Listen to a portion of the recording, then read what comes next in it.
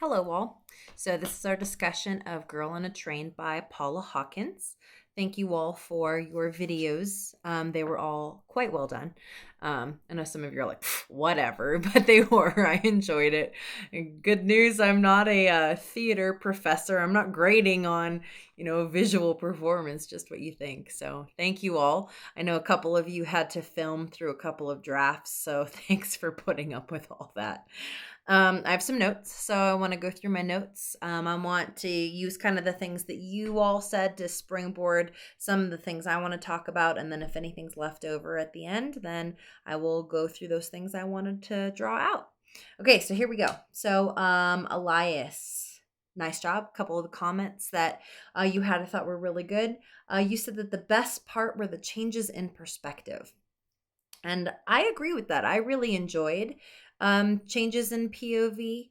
I don't like it when it happens just because the author's bored and they're trying to check stuff out. For this particular piece, I think the real merit in changing that POV is because we have an unreliable narrator. Because we have an unreliable narrator, this allows us as the reader to figure out what's happening without just not trusting her. I mean, we obviously don't trust her. We don't trust what she says is true. And so that POV switch allows us to have a couple of other people with whom we can compare what Rachel's observations are and kind of see if they resonate with us as a reader. A couple of you didn't so much like that. I love that Aaliyah said that the voices are different. I think that was really well done. So Aaliyah's comment is that every time there's a POV switch, I believe Aaliyah said that Rachel was described as really gray and boring. And so then when there's that POV switch, what we see is somebody with some flavor. Yeah, so I think that's a really important thing to do because I really think that we as writers get so in our heads sometimes that we're seeing the story from multiple perspectives, and yet they're still all our internal perspectives because we're the one writer imagining it all. And so our challenge as writers, if we are changing POV, is to make sure those voices are uniquely and inherently different. If they're not uniquely and inherently different, then it's really easy for the reader to get confused. Whose POV are we in? And if like Laura had a comment about how Anna's POV didn't really add much for her. That's a totally valid observation. We really need to understand why the characters are in the story. We need to understand why we're spending time in these characters' POV. And if they're not adding anything, if Anna's not adding anything, then there's something to that. So why then did Paula Hawkins feel like she needed to include it? And why maybe did her story not feel I don't know, authentic or interesting? I think Vicky had the comment. I wrote it down, but I didn't say who said it. But I think it was Vicky who said that Anna and Rachel have essentially the same story. They're very different women, but essentially they're on the same path. And I think that's kind of the point. Since one of the themes, of course, is domestic violence, then of course, because any time you have a domestic abuser, there's that kind of cyclical pattern of first we do this and then everything looks like this and everything feels like this and then this happens, kind of a thing. So cool. Thank you. I also as a funny note, at least two of you made the comment, when you were talking about detectives, you said that there was Detective Riley and then the other one, can't remember their name.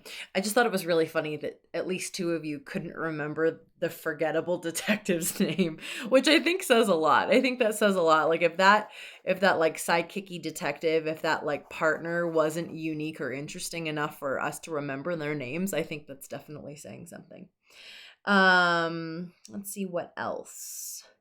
I love that Noelle said that Paula Hawkins doesn't really describe any characters, their visuals per se, that all of their characterization comes from their choices, their actions, and their impact on other people. So I thought that was kind of an interesting comment as well. I think that's a really great way of showing characterization rather than telling. Um, Laura made the comment that sometimes like the narrative tends to drag on once you've figured stuff out.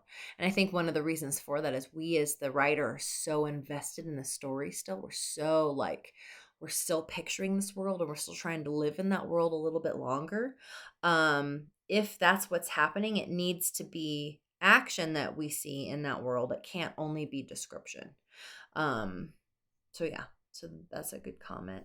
Elias said that the primary characters were women, which I think everybody would agree with. And then Elias's interesting comment is that the male characters were lacking, and that some of the smaller characters, like the side characters, were like way too perfect and unrelatable.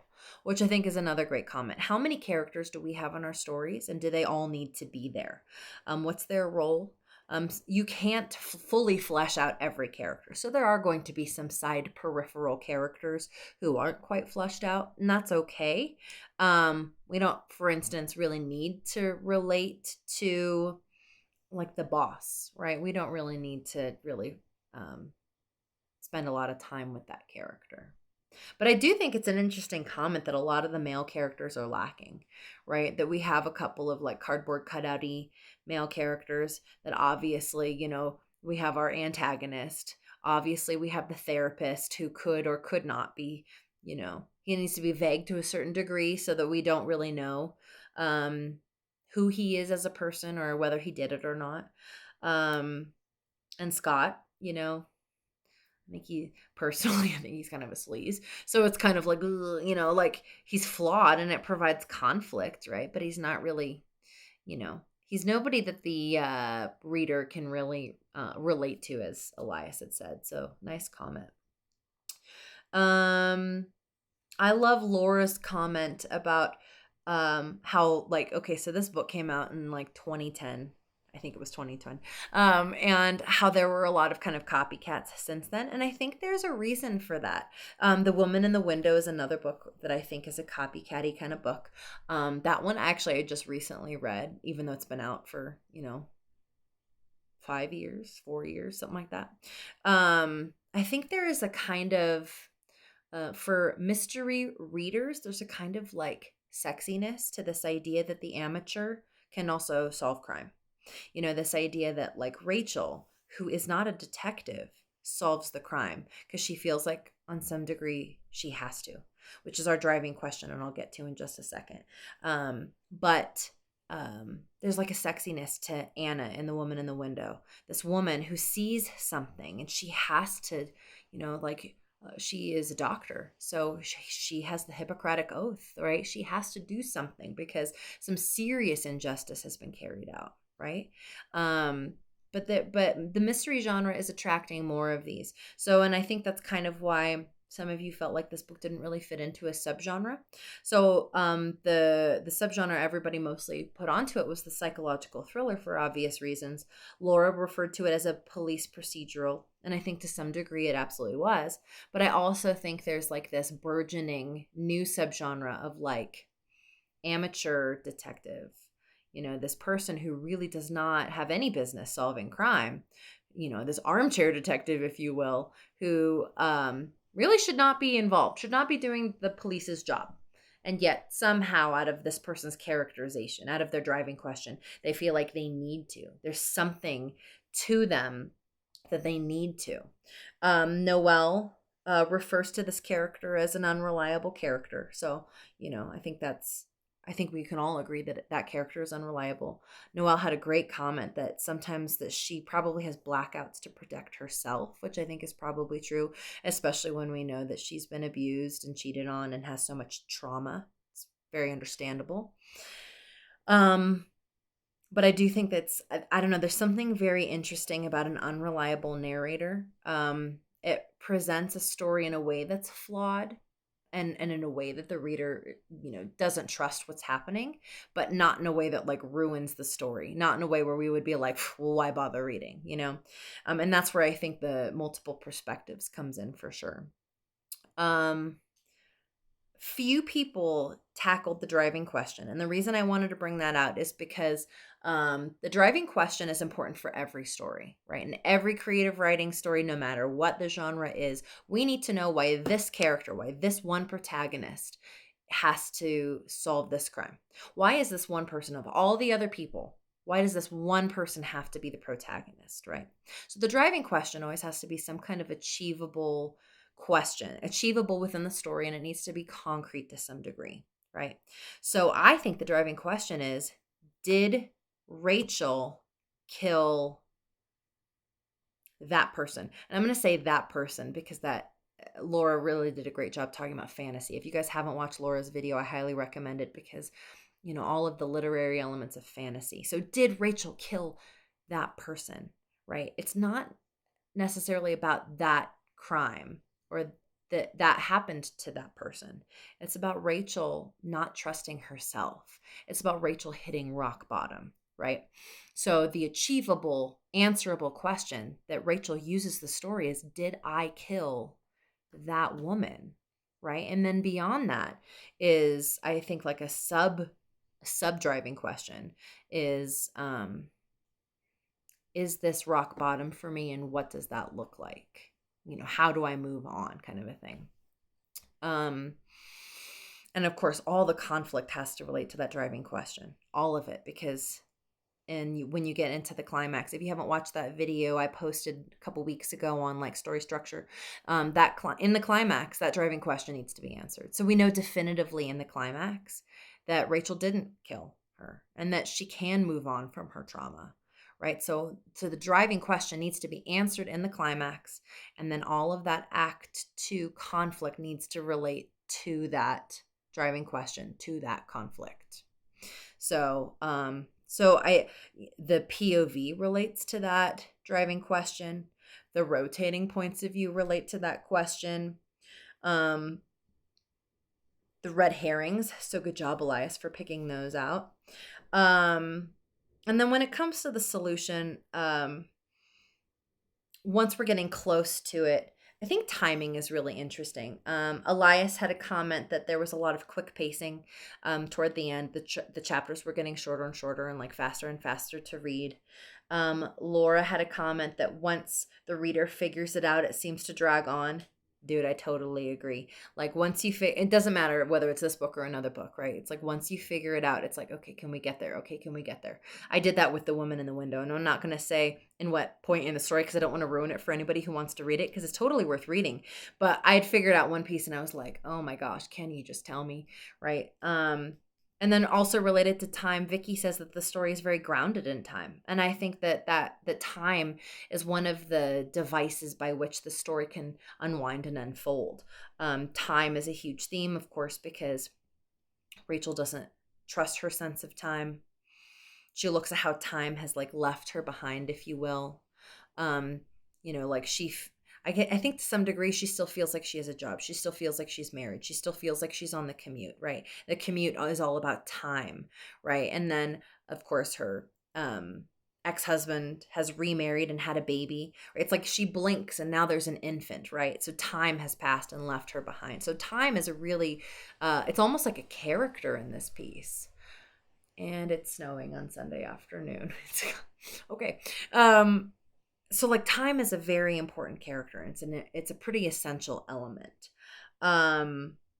It's kind of interesting that like on the one hand you have everything that's super fast and super short and like driving toward the answer, and at the same time you want it to go faster because you've already figured it out. It's kind of this very odd dichotomy. It just reminds me of the Albert Einstein concept that like time is a human-made construct. It's how we explain what happens, but it more explains the minutes and doesn't really explain the more abstract elements of time, like how quickly we feel through things. So yeah, I think once you realize the solution, and Paula Hawkins is trying to wrap up those loose ends so quickly, and she's crafted so many loose ends to wrap up, I do think that at some point it gets to be a task to finish the book.